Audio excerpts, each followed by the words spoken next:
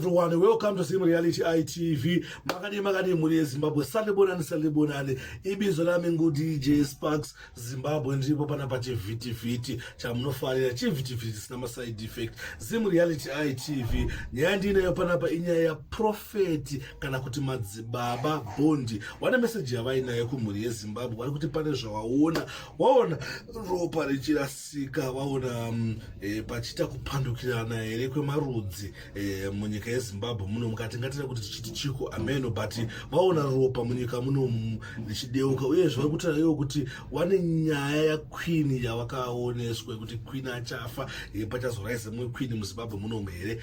I don't know, ini ndichangozvisiya kwamuri mubva maonawo then kana pane anokwanisa kunamatira nyika ino ngatinamateya kumana kuita kuti zvinhu zvakataurwa izvi zvisaitike pasava nekusawirirana kana kudeuka kweropa muno munyika yeZimbabwe. Mugare mine runyararo nepeace. So guys,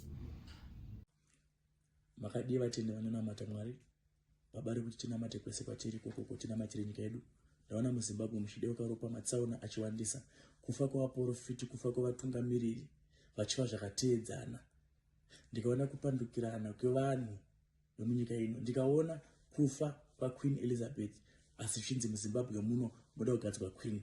Saka baba ati ngatinamate kugadzwa kwake. Ndaona nyika ino neutungamiriri watongeka zvakanaka zvakona kufamba mushe achinongedza donzvo. Ndatenda.